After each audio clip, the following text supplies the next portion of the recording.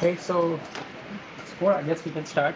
Thank you everyone for staying till the end, especially after the lunch.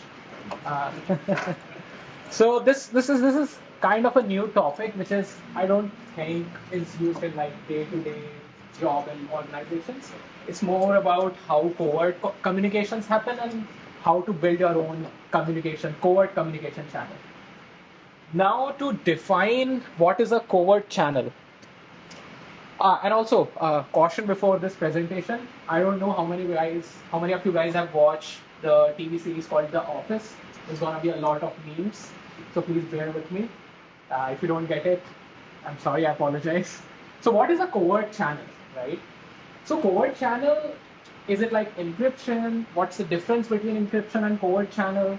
So, covert channel is something you can use encryption in covert channel, but just by using encryption, it won't be a covert channel.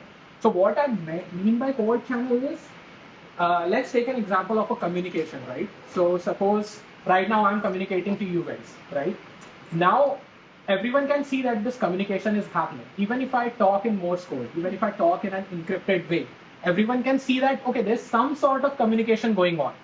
Whether they can't decode what I'm saying, but they know some kind of communication is going on over here, right? Uh, but if I do certain hand gestures which only one or two of you could understand, right? That is a kind of covert communication, because for the rest of you, the communication should only be understood by the person who is it meant to be, or by the system who is it meant to be. For the rest of outsider, it should look like, oh, there's nothing abnormal going on here. There's not even a communication going on over here, right? So this is one of the major differences between an encryption and a covert channel, right? So let's take example of SSH or HTTPS, right? So SSH and HTTPS uses encryption, but it won't be a covert channel, because in HTTPS, when you browse a website or when you're SSHing into a server, anyone can see that, okay, there is some sort of communication happening, right? Someone is talking to someone, we don't know what they're talking about, but there is some sort of communication back and forth going on, right? So that won't be a covert channel. Covert channel is completely hidden. You don't even know if there is a communication going on, right? So what would be a covert channel, right? So here there's a GIF which showing invisible ink, right? So it's a very basic example. Someone uses invisible ink, writes a letter, sends it to someone, right? Yeah. So for a normal person, it's like, okay, it's just a blank piece of paper, or if there is something hidden text in this PPT, right? So for you guys, now I told that there's a hidden text. So now you know there's some sort of communication, right? But for someone whose the communication is meant to be, only they would know that, oh, there is some sort of communication. So it's hidden in plain sight, right? That's basically the whole idea of covert communication. Now, what's the covert communication that we have built here? So we are using HTTP and HTTP headers, and we are basically working with two fields which are very modifiable, because that's why they were the best target. Those are the user agent string and cookie. So why did we use user agent string and cookie? Before that, let me talk to you about covert channel model. So what will be going on over here, right? So you would have shared secrets. So just like symmetric communication that happens, you have shared secrets, right? So here you'll also have shared secret. There will be a server and there will be a receiver, right? So the server would be the receiver, and then we would be sending the communication through HTTP packets through HTTP. So for a normal user, it would be look like, oh, it's just another website where communication is happening, right? But while in those HTTP headers, we have hidden some kind of information which is not visible to the plain eye. Even if someone gets into the network, scrapes those HTTP packets, they won't be able to identify it. So here you can see there's a request going on to the server gives a response. So it's basically a normal client to server communication happening. Now, some features of the covert channel, right? So how are we doing this? So for mapping, we have a lookup. So all this will make sense when I show you the covert channel. For now, I'm just giving out some of the features, so we can connect the dots later. So there is a lookup table. Lookup table is a very basic lookup table. Oh, suppose if I am mapping ASCII characters to a certain hidden strings, like, oh, A maps to this, B maps to this, C maps to this, a very basic lookup table. And then there is an identifier. So as I told before, there is a cookie field that we are modifying. So one of those headers inside the cookie field will be used as an identifier. So that will identify whether this is a covert request or is just a normal packet, right? So what we are trying to do is implement a communication in a normal website, like suppose Amazon, right? So everyone can go on Amazon. Yeah, it's a normal website, right? So we need to modify. Oh, is this a covert channel packet, like an HTTP packet? Is it a covert packet, or is it just a normal packet from a normal view, right? So that's why we have a field which will help us in identifying. The rotation and jumpling is just an external protection. So even if our lookup table gets leaked, let's say that's one of the shared secrets. These are all shared secrets.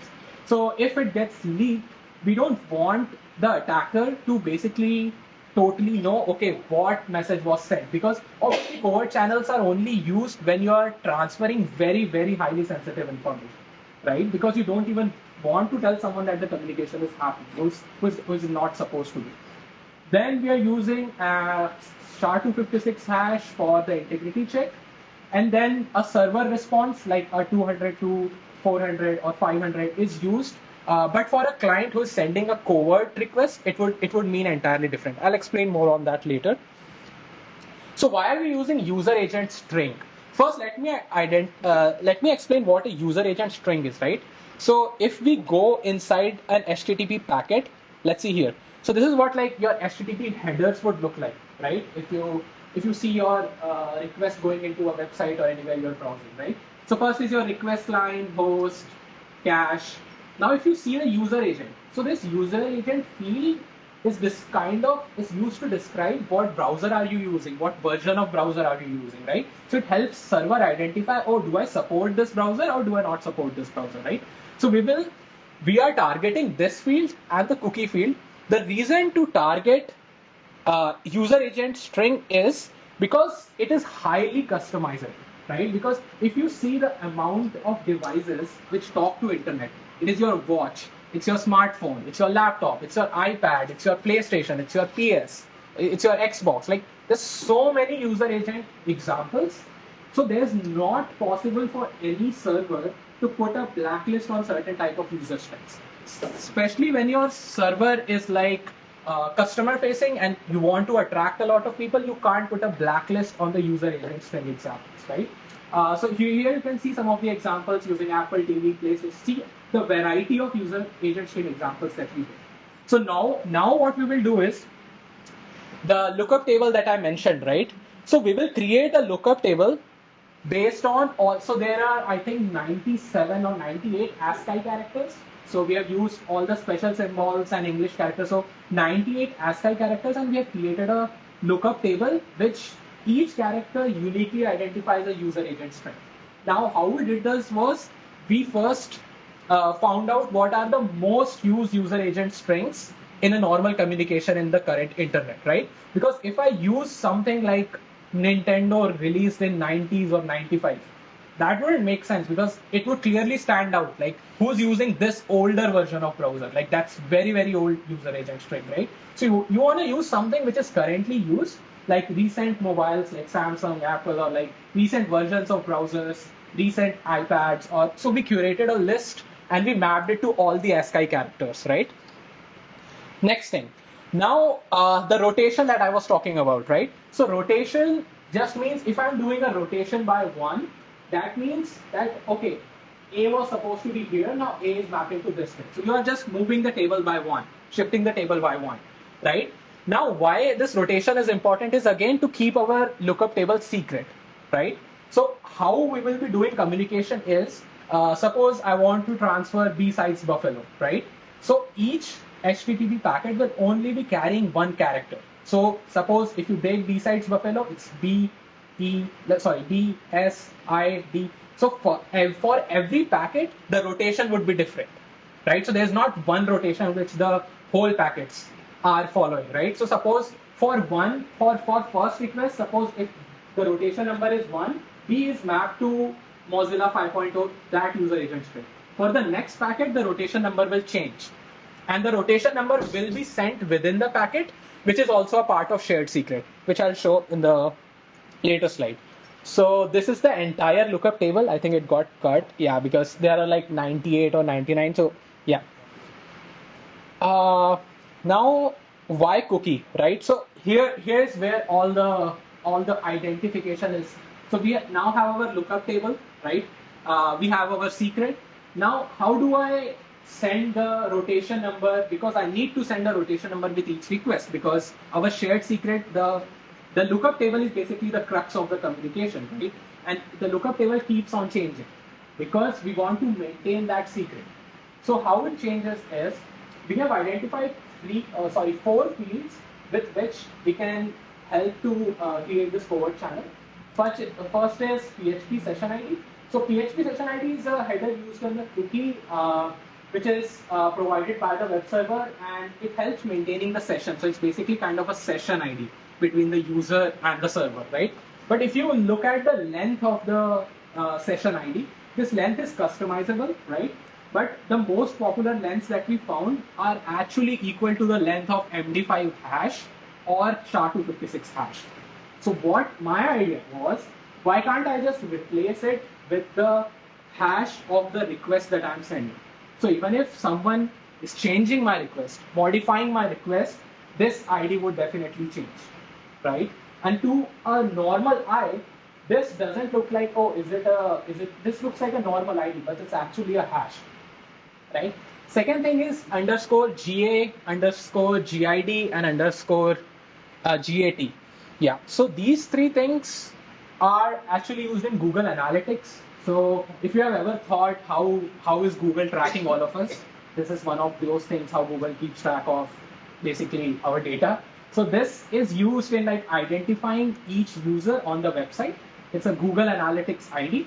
So it differentiates different users among a website, among a domain, right? So some of them, for our covert channel, it's the lifetime of some of them. One of them is like 2 hours, one of them lasts for days, and the GAT basically is like a user limit of how many requests you can send to a web server per minute. So the meaning doesn't matter that much. The point is we can use these numbers to hide our information in it, right? So now the metadata that we are hiding here, right? So here, as I explained, PHP session ID would store the hash of the request that we are sending. So even if someone is modifying my user agent string, right? Because user agent string is carrying the information, it's carrying the character from the lookup table, right? So if someone is modifying my user agent string, the hash will change and the hash will not match of the request, right? So I can see, okay, my covert channel is no longer safe, it's been tampered with. So I can't use this covert channel anymore, right? So this is one of the checks. Now second, the identifier, right? Underscore GAT value. The underscore GAT value that you see is used to identify whether this request is a covert request or is it just a normal request from a user, right? Because we don't want to scan all the requests that we get, right? Because we are only, if it is a public facing website, a lot of normal traffic would also come, like a normal user would also come. It's not like, oh, I'm keeping the website hidden to me and my communication. It's out on the internet because we want to make it seem like, yeah, it's just a public website. So it will receive clicks from outside viewers, from people who don't even know there's a covert communication happening, right? So how do I differentiate my HTTP packet from the packet of a normal user? For that, we are using underscore GAT. So you can provide a specific value, which would be like a shared secret between the receiver and the sender. And you can identify based on that, okay, these packets are the ones which are actually carrying the message. Next is the rotation number. So rotation number here is 28. It's identified by the last two digits. So if you see GID is broken up into like how an IP address is divided by dots. Similarly, GID and GA is broken up by dots. So we are using the last two values before the first dot. So in this case, 28. So 28 means the table, the lookup table that I showed here. One second, I can show it again. So this lookup table, this would be rotated by 28 times, right? So for each request, this number would be different.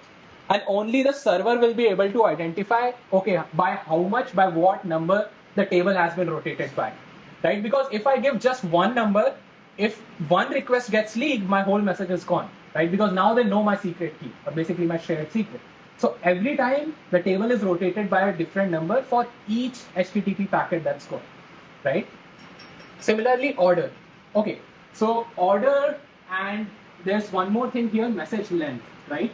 So why order is important, right? So as I explained, if I am transferring a message called BSides, right? So BSides is sent character by character. So B sent first, then S is sent.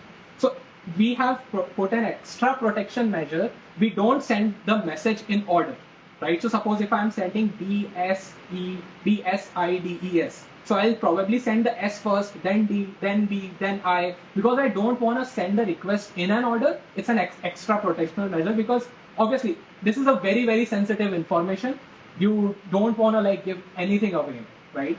Second thing is your message length. So message length is, okay, how would the server know that, okay, I wanted to send a message of say 100 characters.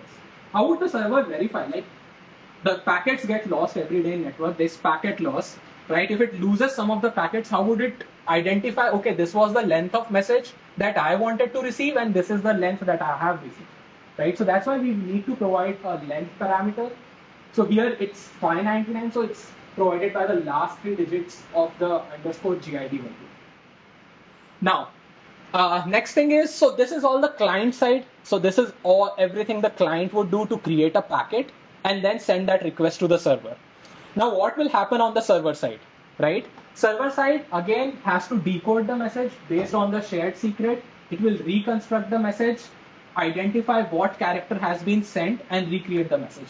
We'll show more about that in the demo. Now, what happens? Suppose the message, like I said, the packet get dropped, or the network is not good, or like the server is down, right? So here we have used server response codes, right? So for a normal user, a server response code like 200 or 201 or 202 means, okay, the message was successfully received, right? Or suppose something like 510 means server is not responding, something like that, right? But here, for our covert client who's sending a covert message, these server response code will have an absolutely different meaning, right? Suppose if it gets a response, say 200, that means, okay, this packet was not part of the secret communication, or this was just a normal packet by someone from the outsider visiting the website, right? Similarly, there is 201. That's to show that, okay, the message has been received successfully. 202 means part of the message was received successfully, as in there were 100 characters, only 50 were received successfully. So send me the rest of the message, right? Next we have 204, which means, okay, there was no cookie parameter sent, so I can't identify the request, or I can't identify the HTTP packet, right? Next is 418, which means the hash, which is in the PHP session ID, means the hash didn't match, so we are stopping the communication. That means the channel is basically compromised right now because someone is messing with the hash value, or messing with the, not the hash value, but the contents of the user agent string. That's why the hash isn't matching. And the last is the message length mismatch, which basically means, okay, packets were lost, so I didn't receive the entire length of the message. So this is how basically like how it will identify whether the communication has happened or not, right? Now, if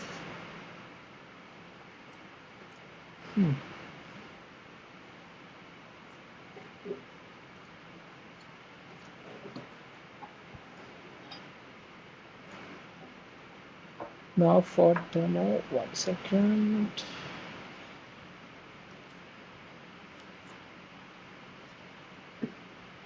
So here I have a server running.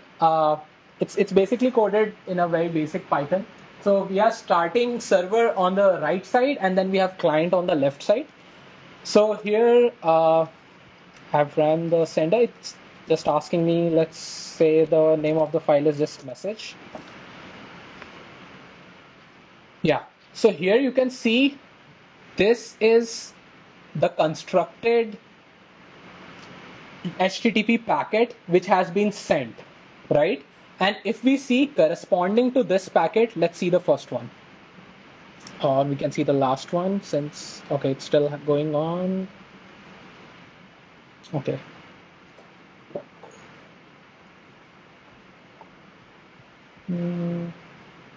Is it done?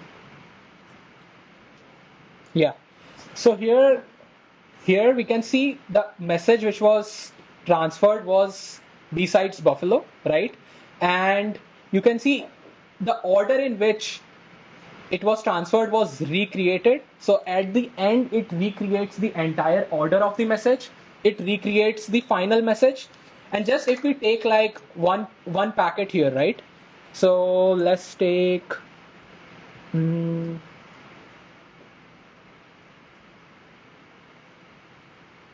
Okay, let's take this A here, right? So here you can see it just A was transferred here. So here we can see what it first does.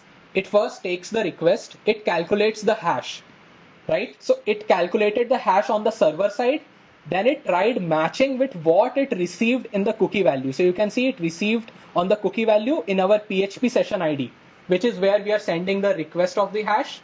Here we received the hash, which was received in the request. Then it calculated it on the server side and matched it. So we got, okay, the hash is matched. So the request has not been tampered with. Next, it calculated the order, right? So here we can see the order is 12 from the underscore GA value, which means this is the 12th part of the message, or this is the 12th character of the message, right? The next is the rotation. Rotation is basically how much the table was rotated, so you can identify the original ASCII value, right?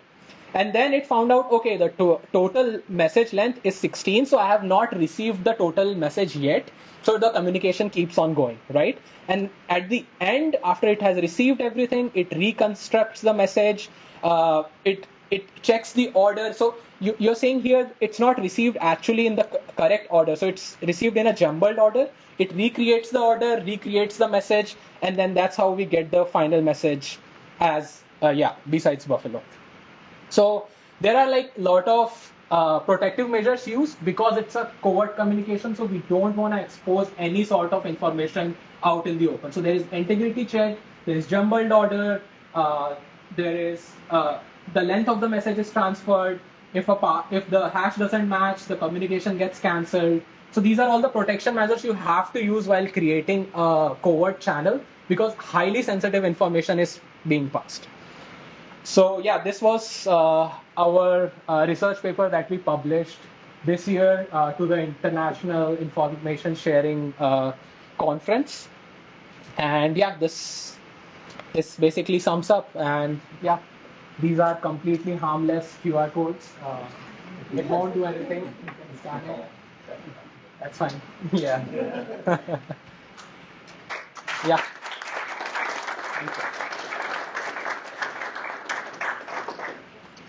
If anyone has questions, yeah. Yeah, amazing demo. This is pretty super clever. Have you considered embedding the response code in the HTTP header rather than from the HTTP response code? Because I think that might be the one thing that could give away that the server is a little funky. Yeah, so why we did it as a response code is because we wanted to like the client to have a feedback, right? Because if I am sending out something, I want to get that feedback whether my message was even received by the server or not. It was successfully received and decrypted or not, right? So just to get that confirmation, okay, all communication is clear, we got into it, like sending it after the communication. Yeah, okay, it's a user experience trust. Exactly, yeah. So I have a couple issues I'd like to just kind of get in my head. Yeah. So you're assuming that the web server and whatever kind of legitimate appearing website is under 100% controlled by the receiving party, yes. right? Yeah. Rather than doing essentially a dead drop of requests that might get logged on the server and then retrieved by the receiver, possibly to 5 or 6 or 7 on different dead drop locations to send that over.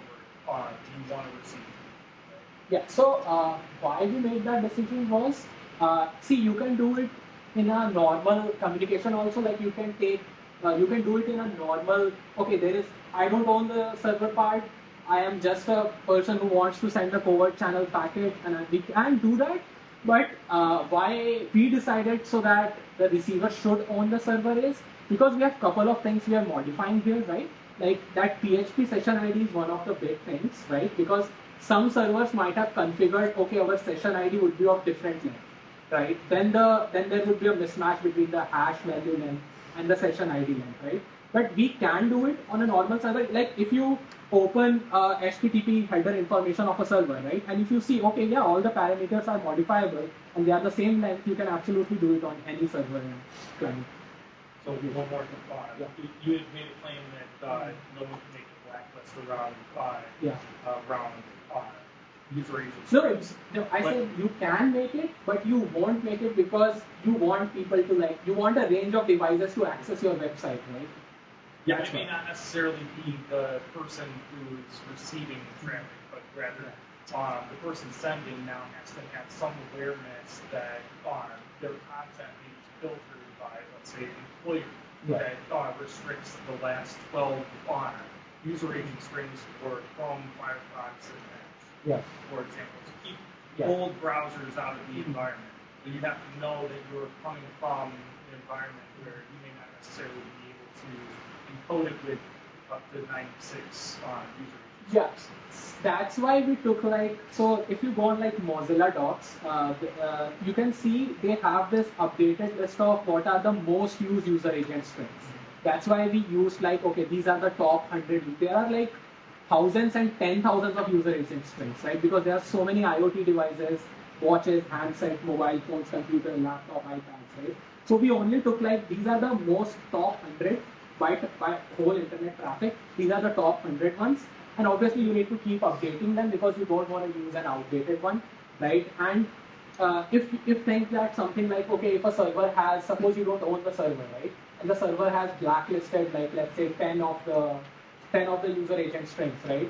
So that's why we have response codes in place. Okay, that means that we cannot use this channel as covert communication because the response code will tell that okay, the user is not responding or the client is not getting the message, so you might need to use a different channel for communication or editing. So you would recommend that instead of manipulating the application to be received by your application first and then forward to the base application running on that website, to set it up as a subfolder within the website so that would be retrieved. Then that still kind of negates the invisibility of it, right? I mean, if you're sending it to my C2 folder, it's pretty obvious that the only traffic going there is covert communication. Correct. That's why we want to take a public-facing server which originally receives a lot of traffic on their day-to-day, right? So something like a big website, like a library, or something like Amazon, or a shopping website, something like that. All right. Thank you so much.